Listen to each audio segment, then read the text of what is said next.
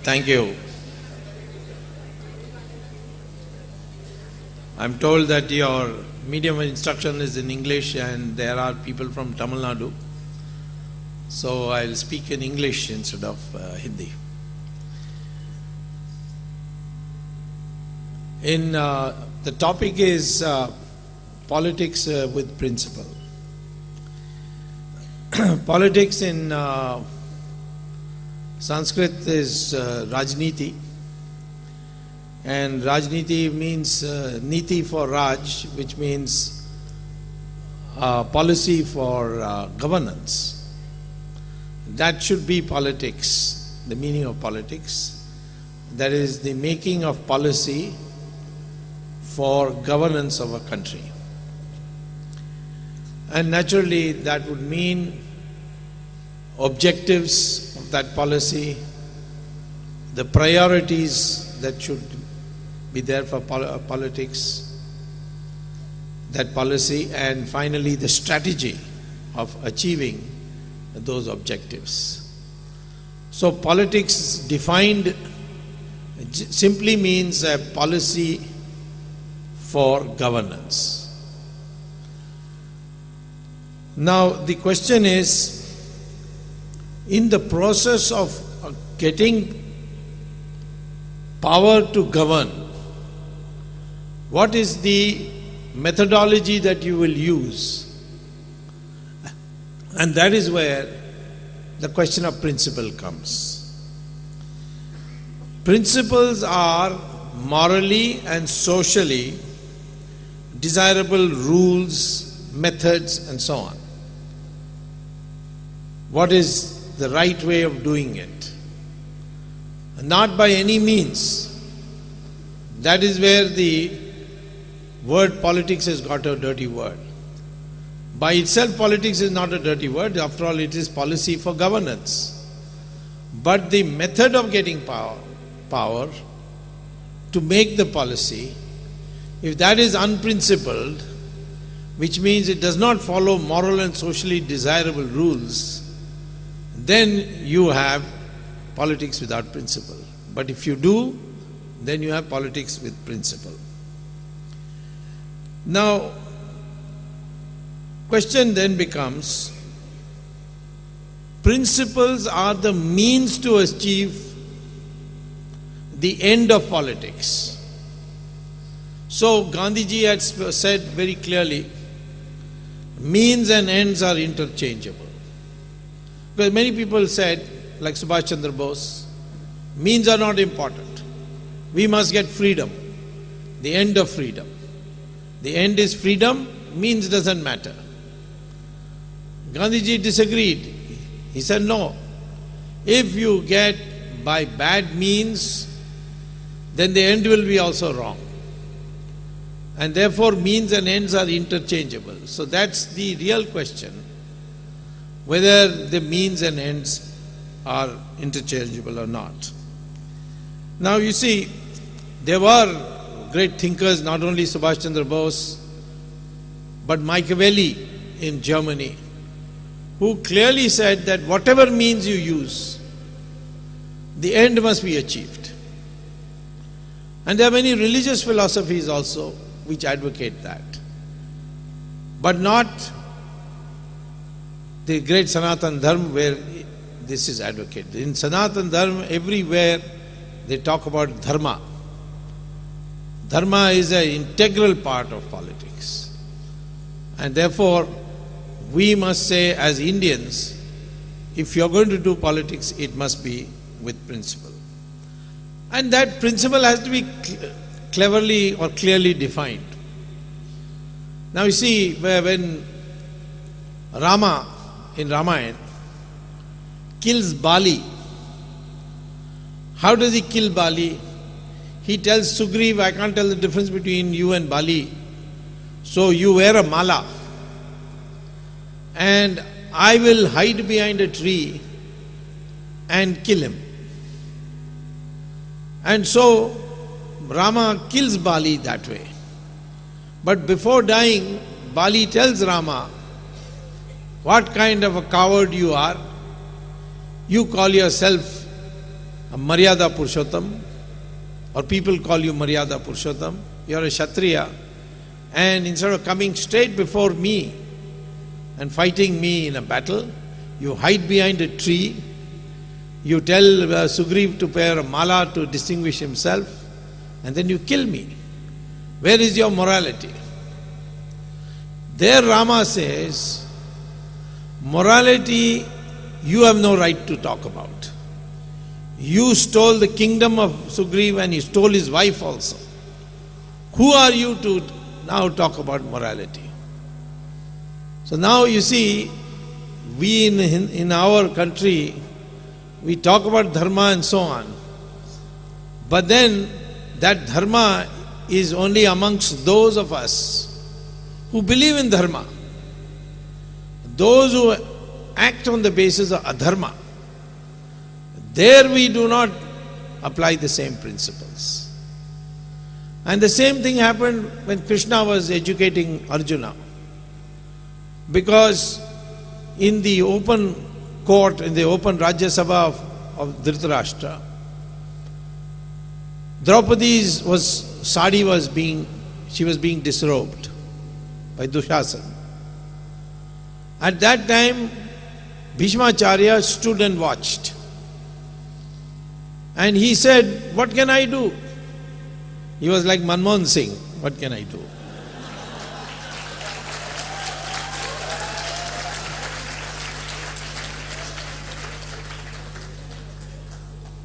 What can I do? These people lost the game of dice. They even staked their own wives on that. So they were legally bound to strip her because she became their property. So Krishna tells Bhishmacharya himself, because at one stage Krishna was so upset with Arjuna in the battle that when Bhishmacharya came charging and Arjuna still wasn't ready to get up, so he himself got down from the chariot and brought out his Sudarshan Chakra. That time Bhishmacharya said to him, oh great Krishna, going to kill me, I will go to heaven straight away. But first let me ask you, what happened to your pledge? That you said, I will not fight in the battle, I will only I'll be the Sarathi for Arjun in the Rath. That time Krishna says, who are you to talk about morality? When in the open court, in the open Rajya Sabha, you watched a defenseless female couldn't prevent her from being stripped. You have no right to talk about morality. So throughout in our scriptural literature, we have made it very clear, dharma is only between two dharmic individuals, but not between adharma. Tomorrow, some terrorist comes to kill you, you can't say dharma. Constitution, Article 32.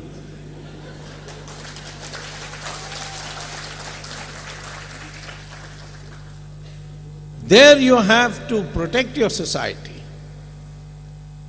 And that is why, even in the end, after losing the battle, Bhishmacharya educates Arjuna and says there is something called apad dharma, where it is when there is a social consensus that in order to fight an adharmic enemy, you will not follow principles. You will not follow the principles which you will follow amongst yourself. So therefore, there is a real question today, because there is a contradiction that will arise from occasion to occasion between politics and principle, a contradiction. And we cannot say that because there is a contradiction we will prefer politics, or because there is a contradiction we will only go with principle. No. You will try to resolve that conflict. And that's how Krishna did it, that's what Rama did. And they defined it under what circumstances you will do it. So to that extent, we have to modify Mahatma Gandhi's view that ends and means are convertible. It depends on your enemy. If he is part of your society, part of your family, then yes, it must be by principle, it must be by dharma. But if he is not, he is come to destroy your society, then no dharma. We used to have a dharma that if you lose the battle and you apologize, you will be forgiven. That used to be a dharma between Rajas fighting between two within our country. Muhammad Ghori came and he was defeated 16 times by Prithviraj Chauhan. And he forgave him each time. On the 17th time, Muhammad Ghori got the support of Prithviraj Chauhan's father-in-law and defeated him. That is not dharma. You should not have even forgiven him more than once. Ghori should have been forgiven once. Next time he came, we should have given him, finished him off. But he didn't. That was a misutilization of the principle, the concept of principle. So it's easy to say politics and principle, we must be principle, but you must know how to use that principle. And that is what I would like to now elaborate for you. Now, sometimes people say that to get power you have to give up principle. I don't agree. Because by that method, slowly you will lose the power also. Today corruption is one big issue. What is corruption? It is making a decision against the merit by taking money illegally and secretly. That harms the society. Because that money comes and starts corroding your society. You get this money, what do? You put it in Switzerland bank. How to put it in Switzerland bank? You give it to a Hawala operator. He will take it to Dubai. From Dubai he will do a wire transfer. If you don't have a bank account, he will create a bank account for you also. And he will deposit it there. Now many politicians, ministers, they are doing like this. And they argue, no, we need money for elections and all, and we can't keep it here because it's not safe here, so we put it there. But what is the impact of it? When he puts the money through the Hawala man has to go through Dubai. That means the Hawala person has to be on good terms with Pakistan, particularly ISI of Pakistan. Otherwise he can't do business. Dubai is dominated by ISI. So therefore he has to report to Pakistan or the ISI for which minister he is depositing how much money in which bank. Now once ISI gets that information, they will blackmail our ministers. And today they are blackmailing our ministers. Because we see in decisions like Kasab, in Afzal Guru, Supreme Court said hang them. Still not hang them. They are waiting, delaying, because they are, large number of ministers today are afraid of Pakistan. There is an attack on Bombay.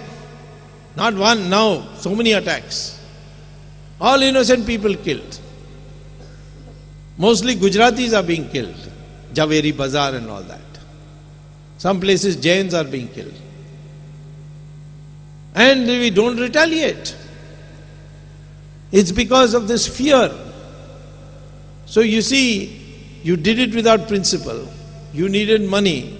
You collected money, put it in a foreign bank, and now you become blackmailable by your enemy. So therefore corruption is in fact a very dangerous thing. In this 2G I found that permission was given by the telecom minister, Mr. Raja, to two companies which should not have got license in the first place, to sell it to Etisalat and Telenor, two companies. But the Home Ministry had a report that Telenor is a Telenor and Etisalat are ISI controlled companies, and Telenor's equipment comes from the Chinese military, and that equipment, if it is used in India, can create cyber warfare with us. Supposing India and China are having a war, they can make our defense electronics fail. And yet it sold it. Originally I thought it was Raja who did it. But now I find that Raja was Buddhu, he didn't know. And it was Chidambaram who taught him.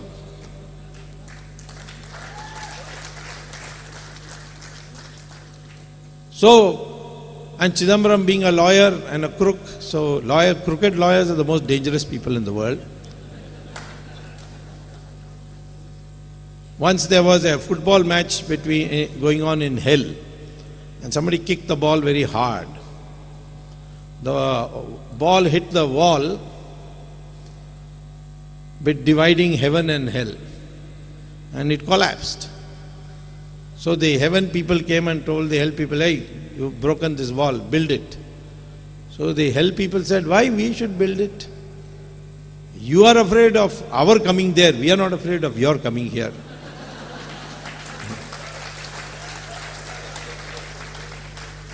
So the heaven people said, Acha, it's like that, let us go to Brahma's court and argue this matter. So hell said, okay, we are ready. And hell people searched their hell and collected their best lawyers and went to argue the matter. The heaven people went on searching, couldn't find a single lawyer.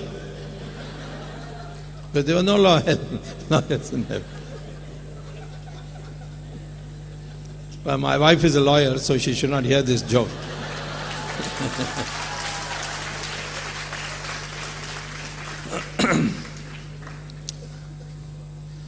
So therefore, if this kind of unprincipled pursuit of power takes place, politics is done this way, then I am afraid that country will become very weak. That is why the old saying is, power corrupts and absolute power corrupts absolutely. And therefore, what is the system by which you can have politics with principle? First of all, let me make it clear, when I say politics with principle, it is only meant for our own country. When you are dealing with the enemies of your country, then it's a question of protection of the country. It's not a question of principle. So therefore, when I am discussing with you today, it is about how we deal with each other. The best system for politics with principle is democracy. Because you may not have it in a democracy, but if you have dictatorship, there is no scope whatsoever for politics with principle. You see that in so many dictatorships. See what has happened in Libya, see what has happened in Egypt, see what happened in Soviet Union when Stalin was there. See what's happening in China. Any system which does not practice democracy cannot have principle in dealing with its people.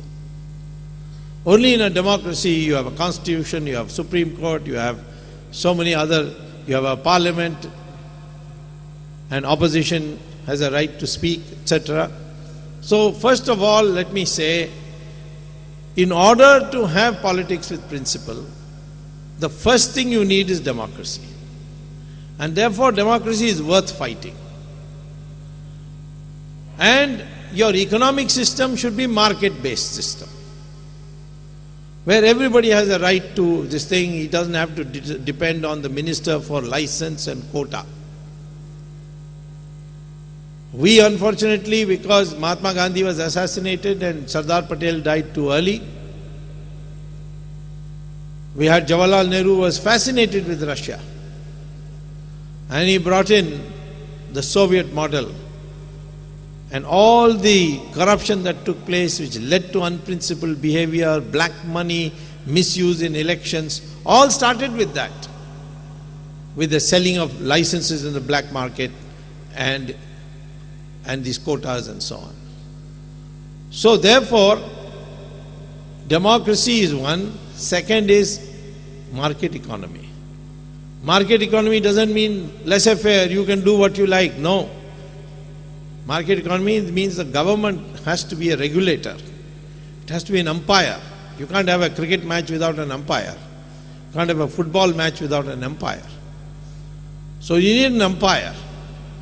And the government must be there to see it. And the experience of the world shows that. When World War II was there, the Allies bombed Germany left, right and center and destroyed it completely.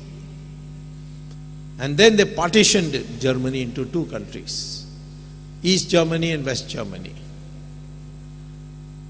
East Germany adopted market economy and democracy. West Germany adopted market economy and democracy. And East Germany adopted the Soviet economic model and dictatorship. This was in 1945. In 1990, the Berlin Wall broke and the two countries became one. East Germany and West Germany became one country. Then people found out what a difference there is between East Germany and West Germany. West Germany had become a developed country.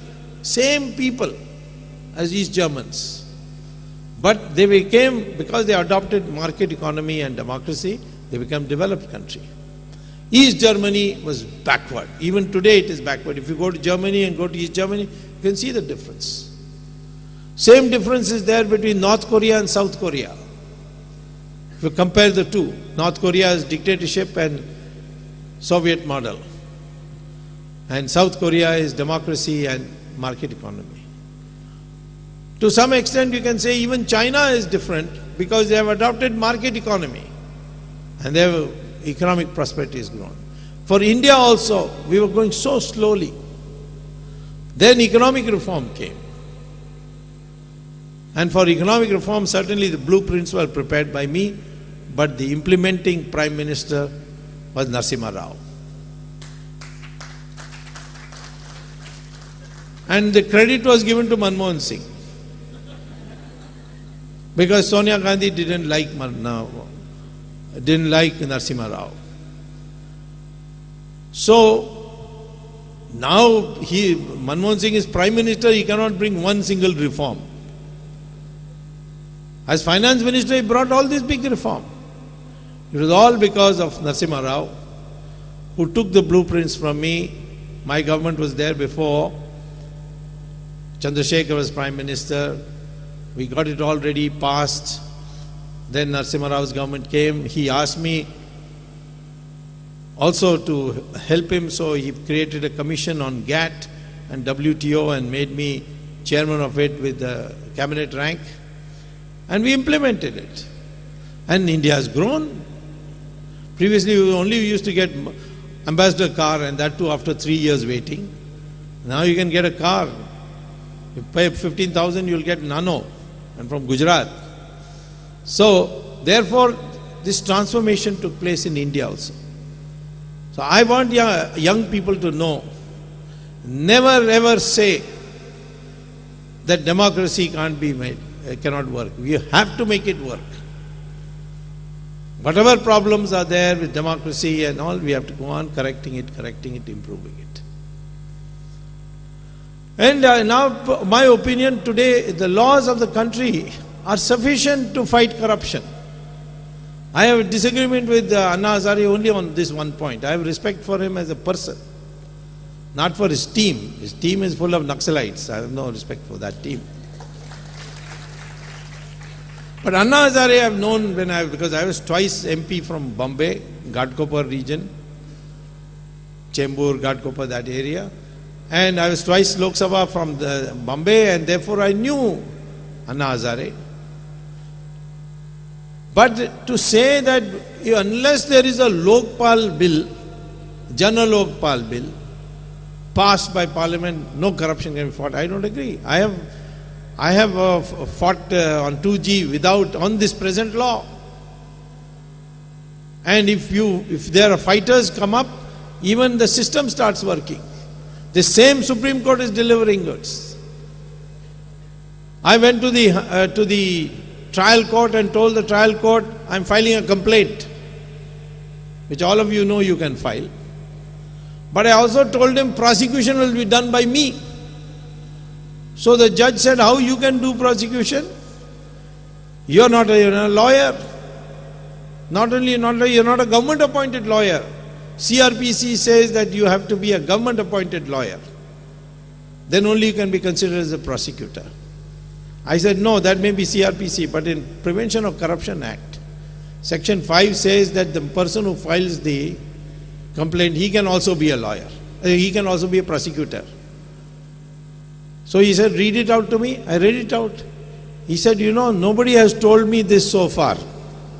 Judge telling me this. It's a fact, there are so many things in our present law which our people don't study. So therefore I am saying to you that democracy, the first principle for having politics with principle would be that you must be committed to democracy with market economy. Then you see, the second way to bring principle is by decentralization. Vikendrikaran, as they say in Sanskrit. Power corrupts, so you have to go on decentralizing. To some extent, in democracy you decentralize because you have Supreme Court separate, you have Parliament separate, you have executive government separate. But you have to do it even socially. And this is what the Sanatan Dharma has done. Why was India considered maybe 600, 700 years ago as the most principled country, most honest country by visitors who came from abroad? People came from China, Fasian came, Yuan Chuang came. What did he say? What did they write? This is the most honest country. People are so principled here. Vasco da Gama came, he also wrote the same thing. Al-Biruni wrote the same thing. Mark Twain wrote the same thing. And today Transparency International says, as one of the young students just now said, puts us down as 95th country in honesty and principle. How did this change take place? And how is it that we were for thousands of years so honest? Fasian says that people in the Hindustani people are so honest that if you leave anything behind in your house, they will chase you and find you and then return it to you. And that is because Sanatan Dharma. And what did Sanatan Dharma do? It devalued the importance of money. Making money was not bad, but importance of money was devalued. And this occurred to me first time when I went to get my PhD at Harvard. And my classmate who was sitting next to me in the class, an American student, asked me, I want to ask you one question. I said, what? He said, why you Indians are following Mahatma Gandhi? So I said, what is wrong with Mahatma Gandhi? He said, the man is not even properly dressed. How can he be your leader? Then I thought about it. Yes, he's right. Because in America and Europe and all, leaders are very well dressed. Suit, boot, and their shining shoes and all that. Why is it that we did not insist that Mahatma Gandhi should be properly dressed? He's just wearing a langoti and going around. So, I made me think. Then I said, what about the religious leaders?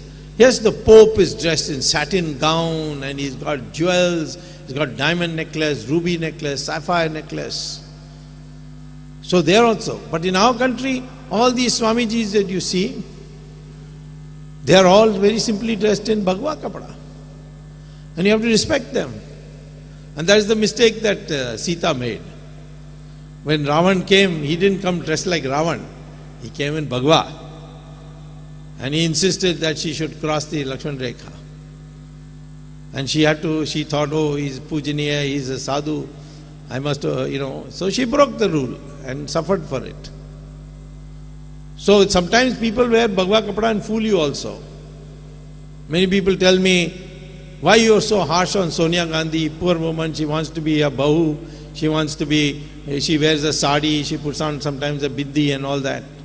So I said, learn from Ravan, don't go by dress.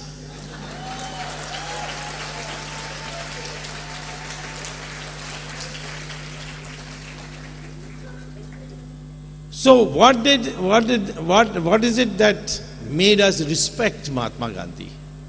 Sacrifice. Here's a barrister who had huge practice in South Africa also. Comes here and gives it all up. This sacrifice principle also applied to Jayaprakash Narayan. This sacrifice principle is also applying to Anna Hazare, a simple man. So, this sacrifice you will not find in other cultures. And that is, when you go back and study, how did we have politics with principle? And there, two Maharishis, Rishi Brigu and Rishi Bhardwaj, they discussed this. How can we make a society work on principle? And Brigu says it's only possible by decentralization of power. And power has got 4 dimensions. Dimension number 1 is knowledge. Knowledge is power. 2, weapons is power. If you have weapons, you get power. Money is power. You have money, you get power. Land in those days was power. So he said, if a society, all these 4 are distributed so that no one person has more than one of this. If you have knowledge, you cannot have weapons, you cannot have money, you cannot have land. And if you have weapons, then you cannot make policy. Policy has to be made with those with knowledge. And therefore, that's how the Varna system came. Brahmins, knowledge, pursued knowledge, but they did not have wealth, they did not have land, they did not have weapons. The king had the kingdom, but he could not make a decision when to go to war or what punishment should be given for a criminal. In Europe, yes, Europe the king could decide everything, but no, not in India. In the old Hindustan of India, there the king had to ask the advice of the learned people. If you made money, nothing wrong. But you will not get social status on that. Social status will be given to you only if you give donation, philanthropy. And same thing with land, you must produce for the people. And this was not connected with birth. Unfortunately, it is now connected with birth. That is why now Varna system has become useless. It's better to scrap it and call all ourselves Hindus and forget about whether we are Brahmins or Kshatriyas or whatever. Because you're not following the discipline of that. You cannot call yourself a Brahmin and be an executive in Bata Shoe Company or something like that, you see. If you are a professor, you become a Brahmin. So Dr. Ambedkar was a professor, he can be a Brahmin. And in fact, Valmiki was from the Dalit community. And he became Maharishi, wrote the Ramayana. Vedavyasa, who wrote Mahabharata, his mother was a fisherwoman. Kalidasa used to be hunting in the forest and cutting trees and the branches. And the Rishi of Rishis, Vishwamitra, his father and mother were Kshatriyas. No, not a question of the Brahmins. Only Brahmins are those who are born Brahmins. And if a Brahmin broke a law, then he would be punished, just like everybody else. Ravan was a Brahmin. And as I told the Ahmedabad audience the other day, Karunanidhi did not know that Ravan was a Brahmin, but he used to celebrate Ravan Leela. So I explained to him that Ravan was a Brahmin. He didn't believe. He said, no, he's a Dravidian and all these Aryans came from north and Rama came and killed him. I said, Rama was not a Brahmin. Rama was a Kshatriya. And Ravan also was not a Dravidian. That is, Dravidian means South Indian. Ravan was born in Noida near Delhi. And Mandodari was born in Meerut. Then he became jealous of Guber. So he came and conquered Sri Lanka. Sri Lanka was a very beautiful country in those days. Maybe it's still a beautiful country. And in fact, when Rama killed Ravan, then Lakshman told Rama, why go back to Ayodhya? We don't know what Bharat will do now. So let us stay here. Sita is also here. It's a lovely country. So then Rama said, no, the loveliest country is your motherland and nothing else, and therefore we'll go back.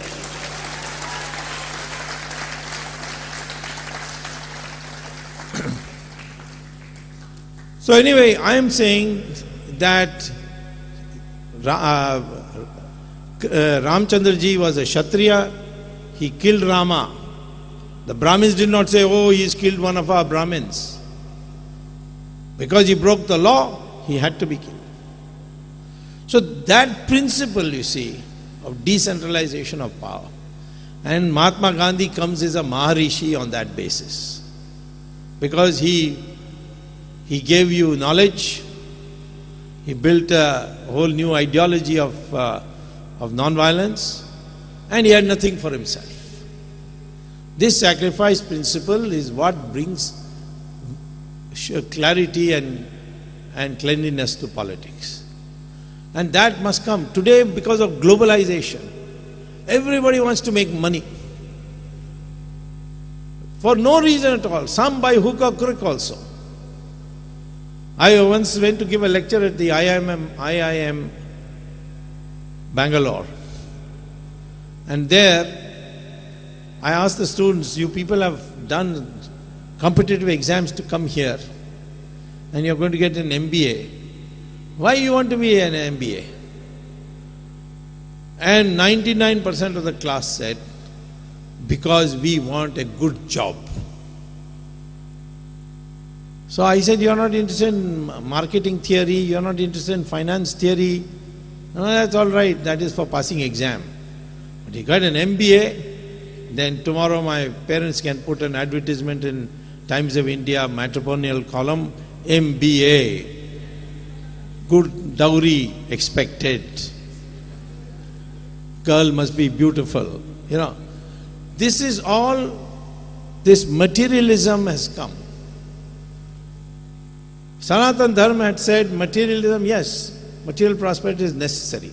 And India became the richest country in the world, by the way. But it should be spiritual growth, should take side by side. And there should be no attachment to money. When you have more money than you need, you give donation. That was the system we built, and that is why we had this principle politics. That's why you see these great tales of Mahabharata and Ramayana and how people conducted themselves. That is the meaning of Ram Rajya, where Ram gave up the kingdom because his father had given a vachan, had given a vow which he had to obey. So this thing has to come slowly, and it will take time. How do we go about it? First of all, our educational system is deficient in one area. And that is, we teach our students calculus, mathematics, physics. These are all called cognitive intelligence. Your IQ today measures only your cognitive intelligence. But that's not the only dimension of intelligence. There are other dimensions, which is now being taught in America in a big way, but is there in our Upanishads. The second dimension of intelligence is called emotional intelligence. Emotional intelligence is how to talk so that the other person gets converted to your point of view. In our own ancient days, we never converted anybody by force. We brought them over by argument. After Buddhism took over India, Adi Shankara went everywhere challenging people to debates. And in that debate, if he won, if Shankara won, then the other person converts to Hinduism, away from Buddhism. And if Shankara loses, then Shankara becomes a Buddhist. But Shankara never lost. All by discussion. You will not find this in the history of any other country. So therefore, there is emotional intelligence. How to argue in a way that the other person listens to your argument and converts. That has to be taught. It's a whole subject. The third thing is called social intelligence. That is how to work in such a way, how to use your intelligence in such a way that not only you are benefited, but society is also benefited. Here we think that a society can go to hell. If my house should be clean, and I'll put all the kuda and garbage in the front, on the street.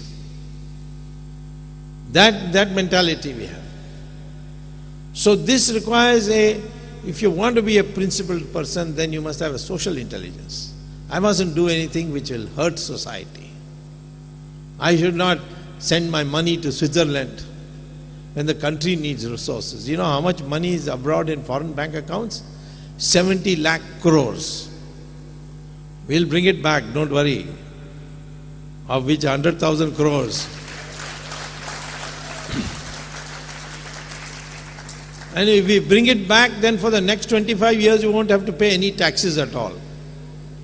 110 new universities. There's so much money. All has gone slowly. So therefore, it's not only Raja who's got money there. There is one Delhi ki Rani also who's got a lot of money there. And she's got the most money. So, I am saying to you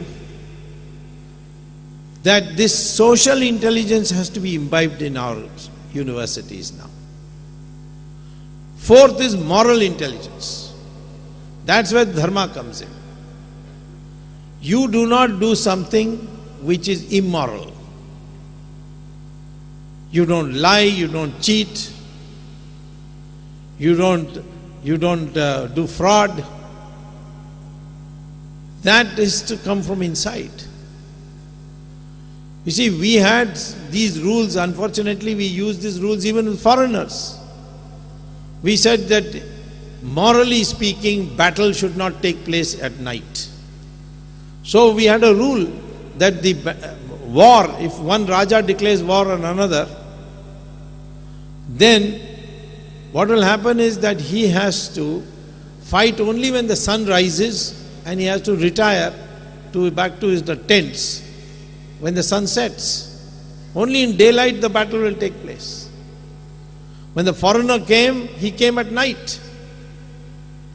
And we were not prepared. Similarly, when we had a rule that you will not fight in the population areas, you will not fight in the agricultural fields, but you will fight only in the open Maidan, like in Kurukshetra. Or when Ravan had to fight Rama, he had to come out of his fort into the open Maidan. So that was the rule. These people who came, foreigners, they attacked your villages, they attacked your crops, they looted your country. Not prepared for that. And then of course I told you, if you ask for forgiveness after losing, give it all back and send him back. And Prithviraj Chauhan sent him 16 times. So these rules were only dharmic rules for our own people. That you must constantly understand. When you are dealing with foreigners, you are dealing with evil people, there is no question that politics has to be with principle. So therefore moral IQ, that is moral intelligence, has also been taught. Then there is something called environmental intelligence. That is, you must not do anything to destroy the mother nature. We worship nature. We worship the sun, we worship the rivers, we worship the mountains. No other religion worships these things. Because we know that the environment must be safe, otherwise we are all finished. And that environmental consciousness also we have to acquire when we are studying in universities. And finally, the most difficult, which is part of the Vedas actually, and that is called spiritual intelligence. Because the rishis said all the knowledge is in the cosmos. And if you can meditate and connect your mind to that cosmos, which now the Americans are calling as neural Wi-Fi. You know what Wi-Fi is? Neural means brain. So Wi-Fi. You connect to that cosmos, then all the knowledge will come to you. And that meditation teaches you that. Then you will be a complete person who will be able to work within the dharmic system to do your politics. And that ultimately therefore leads to what kind of India you want. India is what? That I got a passport, therefore I'm an Indian. Nah, that's no good. Nowadays they also forge the passport. So Indian is not that. Indian is one who connects with the past of India. There must be some connection. So I have said that you are an Indian, that is a Hindustani. If you are Hindu or your ancestors were Hindus. And I am telling you today, I've seen the studies on DNA. All Indians have the same DNA. All this Aryan Dravidian theory the British cooked up is all bogus. If it's being taught in your history class for examination's sake, please continue to repeat that, but once you leave college, give it up. There's no such thing as Aryan Dravidian. The word Arya, Max Muller changed it into Aryan, and Hitler took it up. Word Dravidian means southern region. It's a sandhi of two words, Tra and Vid. And Adi Shankara was the first one to use it. So the Dravidian is not a race. So I have been through this studies which are come. You can go to Google and write DNA and Indian people. You will get all the studies. We are all the same. And I tested it once. When Raj Thackeray was making big noise that we Marathis are losing jobs to these UP taxi drivers. And these UP walas should go. So I asked a friend of mine, you know Raj Thackeray, can you get me a sample of his hair? So he said, sure, next time he goes for a haircut, I'll go with him and get you a sample. So he gave me a sample. Then I gave a UP taxiwala 5 rupees and took a sample of his hair. Then I took it to a laboratory in Hyderabad and tested. Both the DNAs were the same.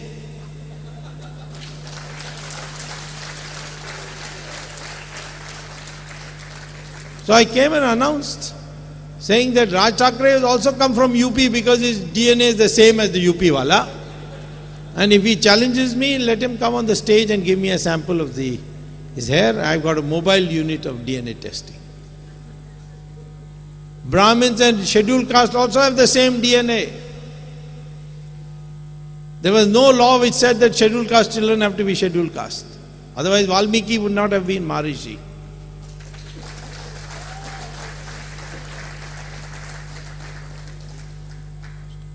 Muslims and Indians or Hindus are also same DNA. So I am saying to the Muslim, you unite with us by saying that my ancestors are Hindus, you will become part of the family. But they get, and these mullahs get angry, no, we are from Ghori and Ghazni. Well, we created Pakistan for those who thought that they are descendants of Ghori and Ghazni. But if you in this country and you want to live with Hindus, what is your difficulty? This is a DNA. You contradict the DNA, I can understand. So maybe in the new UID cards, I think they should put DNA also in it.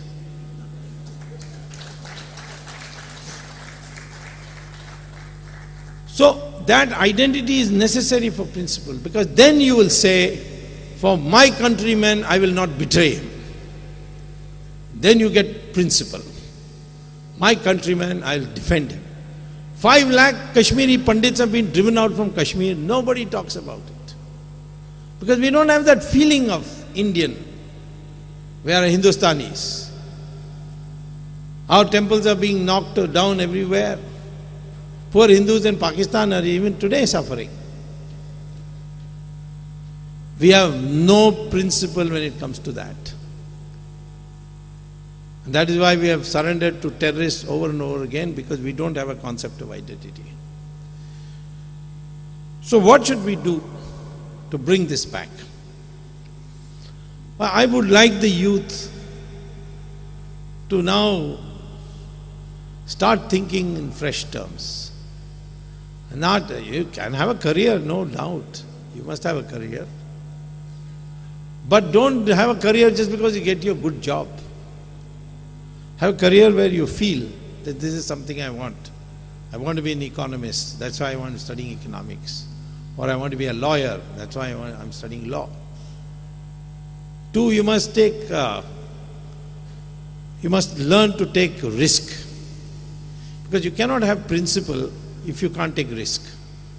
If you take a principle stand, you may be thrown out somewhere. They will say, no, we don't like what you're doing. So you can't change your principle. And there you should have that courage. You see. And I'm telling you that I've seen in my life, whenever I took a stand on principle, ultimately something better happened. Once I had a big quarrel with the IIT director. Mr. Dogra was in your time too? Yeah. I caught him on corruption. And he was a friend of Indira Gandhi. So he told Indira Gandhi, he's thrown me out. So Indira Gandhi said, Acha, I will teach him a lesson. She removed me. I was a full professor. And one day I got a letter saying that you are terminated. When I told the authorities, how can you terminate me? They said, no, go fight in court. But within 3 years or 4 years, the Janata Party came to power and Morarji Desai said, I am appointing you on the board of governors of the very body which dismissed you in the first place.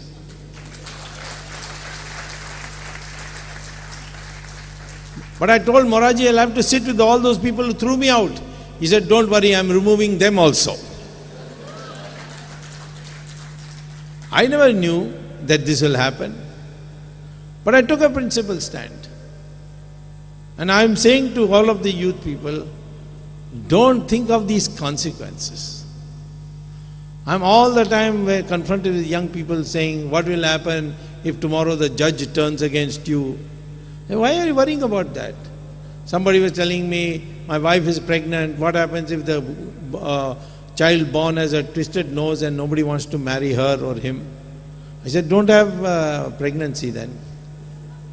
I mean, you can't go on worrying about the future. This is a very bad, this is precisely where the principles are sacrificed. Because you worry about the future. Learn to take risk. Don't worry about the future. Do the right thing. And if you have faith in Bhagavad Gita, you will know that ultimately you will be rewarded. When, what form and all, God will decide. That spirit must come.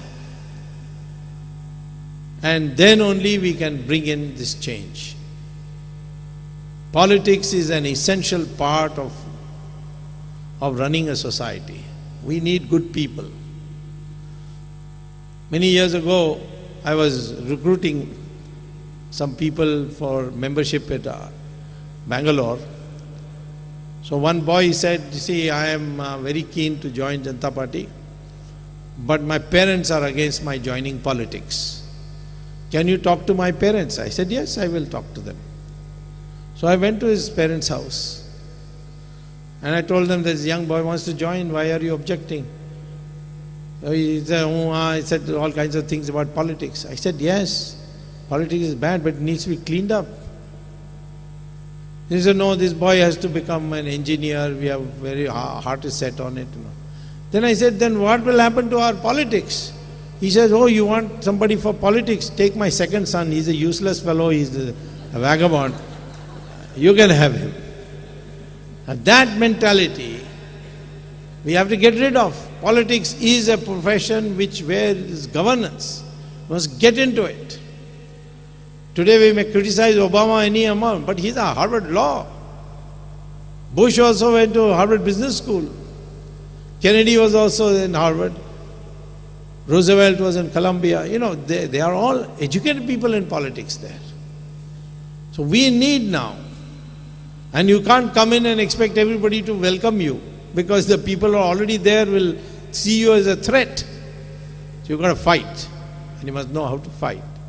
So my urge to young people is, have a new mindset. Take risk. Fight for the truth. Fight for justice. Don't care for consequences beyond a point. Of course, you must do calculation. Otherwise, what is the use having strength or numbers? Sometimes people say we have 1 billion people. So what? There's 1,000 goats at one place and one tiger comes. Majority is with the goats. But the goats will see the tiger and run away. And the tiger will chase them and have a lunch for the afternoon. Or strength also, without the right mindset.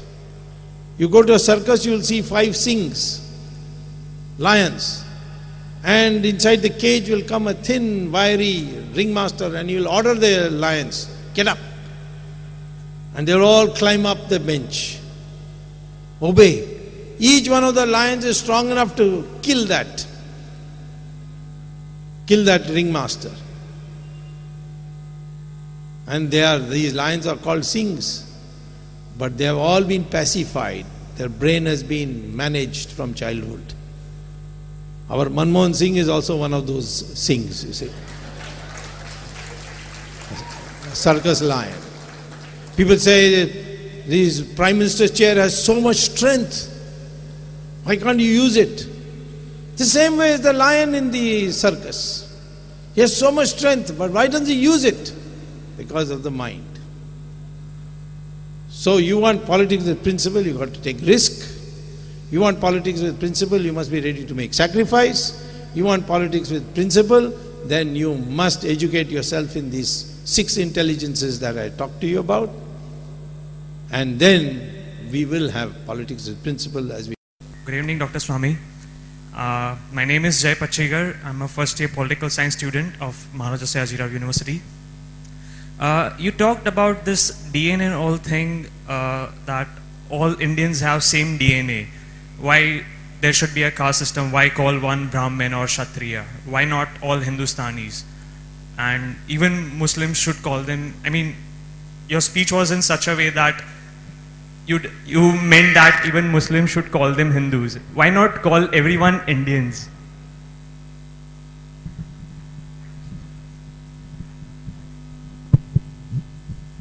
Well, the word Indian comes from Hindu, huh?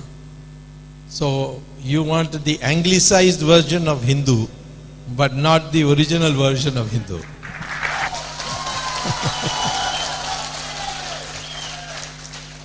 I didn't say Muslims should call themselves Hindu. I said Hindustani. And by the way, if you read the Muslim press, Urdu press, they refer to India not as Bharat or India. They refer to it as a Hindustan. And when Iqbal wrote that lovely verse, Sare Jahan se Hindustan, Sare Jahan se acha hai Hindustan hamara. The word Hindustan is common parlance amongst Muslims. And when you talk to Muslims privately, they all say, yes, yes, my grandfather was so and so from such and such place. But these mullahs, they don't like it, because if you start saying that your ancestors are Hindus, then you will get very close to Hindus, and then they may not be able to control them. So I don't know what the problem, but I'm saying as far as DNA is concerned, I am not saying anything about the religion. They can practice Islam, because Hindu religion is one religion which says all religions lead to God. We are the only religion which says that, and we are proud of that Hindu tradition. Nobody is to be converted or anything, but to acknowledge that we are Indians, anglicized version of Hindu. I am saying we should say we are all Hindustanis. That's what I meant.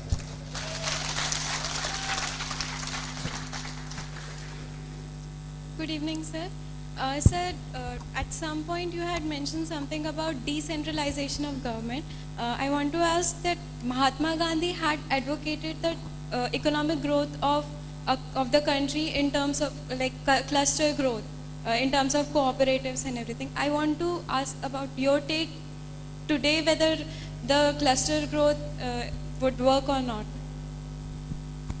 Well, of course it will work, because it depends on how you define it. You see, take for instance cooperative movement or Anand movement for milk. It is now being successfully replicated all over the country. And so that is one way. The other way is that we have special economic zones, that is cluster growth, where all the inputs and outputs, everything are nearby. But over the period, the main thing about Mahatma Gandhi was that he said you should, the world has, everyone has enough for his need but not for his greed. That is the principle that we should work on, and we should try to be as simple as he wanted all of us to be, and that's what he meant by Swadeshi. These are the things, but there's no need and reason for us to stick to every word that Gandhiji said, because he said it at that occasion. Had he been alive today, such a dynamic man, he would have taken all the new developments into account and reformulated his ideas in a new version. We'll have last question from Sir. Because of positive time, last question from Sir. And then if you have more questions, please pass it on to Yugantar at ymail.com.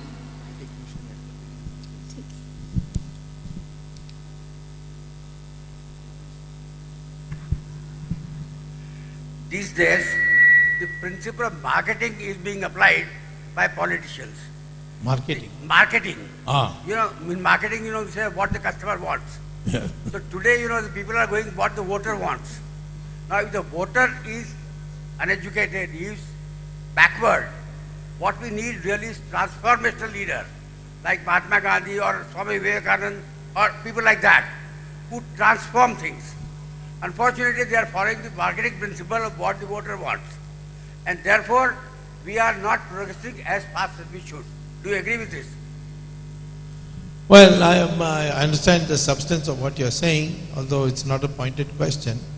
The fact of the matter is that, yes, when money comes in, then this kind of fake image, this image consciousness that has come, has led to marketing. But we must be transparent. What Mahatma Gandhi was transparent. Vivekananda was transparent. He said what he meant what he said. That has now gone. Now it is, you be careful, don't speak like that, don't speak like this, your image will be spoiled. That is leading to this concept of marketing, and I totally agree with you that we must go back to being frank with our people in politics. Tell the people what can be done, what cannot be done, and people will slowly accept that. One more question from highly enthusiastic girl. Yeah. That would be the last question. Okay. Thank you, Lord. I am Riddhi Gupte from TYBCom, Maharaja Sayajirao University. Sir, you cited examples of Sri Valmiki, Dr. Baba Saheb Ambedkar. Now, we are facing the, I have a question regarding reservation. Yeah. Because we are facing this, for general caste, we are having just 4 attempts in UPSC examination. I am talking about central government examination. While reservation has been made for SC, ST, BC. Why this, sir?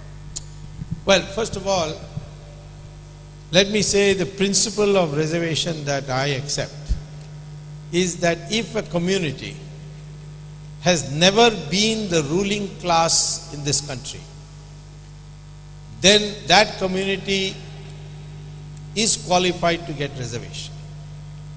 That means that Brahmins, Kshatriyas, they cannot get reservation even if they are poor. They can get scholarship, they can get loans on easy terms, etc.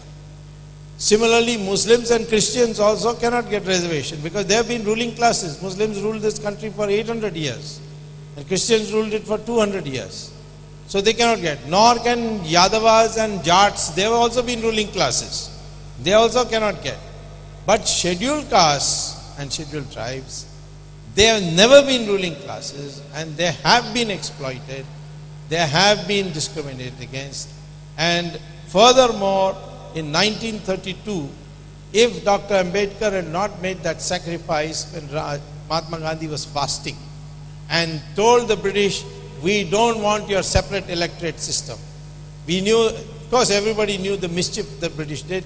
They offered the Muslims a separate electorate and Jinnah accepted. That means Muslims will only vote for Muslims. That led to the partition of India.